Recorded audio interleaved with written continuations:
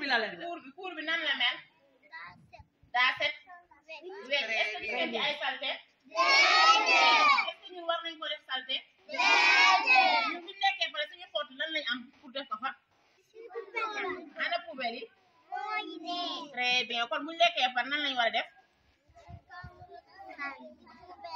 donc on doit rendre la cour belle et propre donc on doit rendre la cour belle et propre donc on ne doit pas jeter les ordures au niveau fii dans la cour on doit rendre la cour propre allez très bien tàcc leen taxawal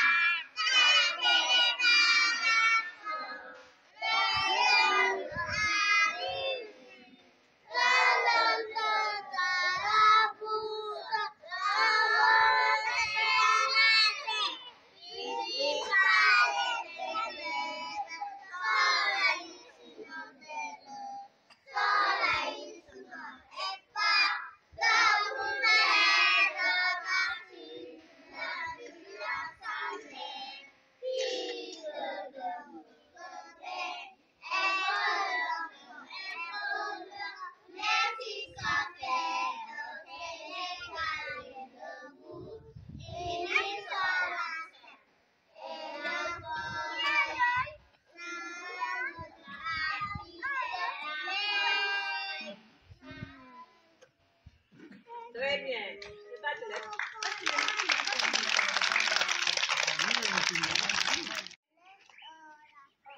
allo ate tàcc leen ñu dellu seen place ñaa ngi doon yëgal drapeau bi tàcc leen ñu dellu seen place ate très bien représentant du préfet monsieur le représentant du commandant de la brigade monsieur l'inspecteur de l'éducation et de la formation chargé du préscolaire. C'est avec un très grand plaisir que je vous transmets mes salutations les plus cordiales. Vous avez sacrifié votre précieux temps pour venir répondre à notre invitation. Donc c'est un moment qui est très fort pour nous. Nous vous en remercions infiniment. Souvent on dit que l'enfant est content quand un adulte s'intéresse à lui. Et ce moment de levée de couleur est un moment très important.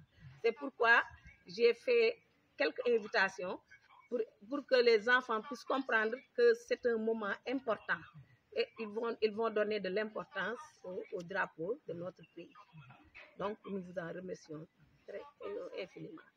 Kontaan nañ trop ñu ngi leen di sant di leen monsieur l'adjoint au préfet monsieur l'adjoint au commandant de la brigade monsieur l'inspecteur Abdou Aziz Fall il est le chargé du préscolaire donc ñu ngi leen di sant bu baax di leen gërëm parce que gis nañu seen taxawaay te jot amul sacrifier ngeen seen temps pour ñëw bokk ak ñun ak levée des couleurs bi nga xam ne c'est un moment fort pour ñu xale yi gën a comprendre lan mooy drapeau ak hymne national te loolu dinañu yombalal suñu liggéey ci classe yi parce que souvent dañuy def ay leçons de civisme dans les classes dañuy def chaque lundi dañuy def levée des couleurs di expliquer xale yi lan mooy drapeau di leen expliquer nan lañ war a mel bu ñu yéegal drapeau donc yéen tey bu ñu leen gisee ngeen taxaw fii ñoom dinañ xam ne lii du ay caaxaan et puis dinañ gën a fonkaat drapeau bi dinañ ko gën a jox gëddaam daal vraiment ñu ngi leen di sant di leen gërëm di gërëm aussi sama personnel bi maa ngi leen di gërëm ñoom ñëpp di leen nuyu ak présidente comité de gestion moom aussi ñëw na pour fekkee levée des couleurs. Je voudrais tout d'abord me réjouir de cette invitation quand même, qui nous honore et qui honore quand même l'ensemble des chefs de service du département de Guinguinéo. Au nom de Madame le Préfet m'a demandé de vous transmettre ses félicitations, ses encouragements, mais également vous dire qu'elle est consciente quand même de tous les efforts que vous fournissez pour pouvoir accompagner les petits-enfants dans leur avenir, mais également pour leur inculquer quand même les notions fondamentales du civisme, mais également les notions qui gouverneront les perspectives d'avenir qui s'offrent à eux. Donc, nous nous réjouissons de notre présence. Je me souviens d'un auteur du nom d'Aristophane qui disait dans son ouvrage Les Grenouilles que pour les petits-enfants, il disait, pour les petits-enfants, l'éducation, c'est le maître d'école. dit que c'est le maître d'école pour les petits-enfants qui représente l'éducation. Et je me rappelle encore des dires de Ramatoulaye dans une si longue lettre qui avançait que le rêve d'une ascension sociale plus grande pousse les parents à donner plus de savoir que d'éducation à leurs enfants. Donc je pense qu'à l'état actuel de notre évolution sociale, je pense que les maîtres d'école, les enseignants de manière générale, devraient davantage, comme vous le faites, essayer de s'appesantir de plus en plus sur l'éducation des enfants. L'éducation, c'est un tout. Ce n'est pas seulement le savoir, mais également c'est la bonne moralité, c'est le bon comportement. Et d'après ce qu'on vient de voir, vous donnez quand même pour pouvoir inculquer à ces enfants quand même la bonne moralité, mais également la conscience citoyenne. Et on n'attend rien d'autre de vous. Donc nous vous encourageons davantage. Nous savons que c'est un dur labeur. Hein. C'est très difficile quand même que d'encadrer de petits-enfants. Des enfants, à plus forte raison de petits-enfants. C'est un dur labeur. Nous en sommes conscients et nous ne ménagerons aucun effort pour vous accompagner quand même à être davantage à l'aise dans ce que vous faites, mais également à pouvoir accompagner davantage ces petits-enfants.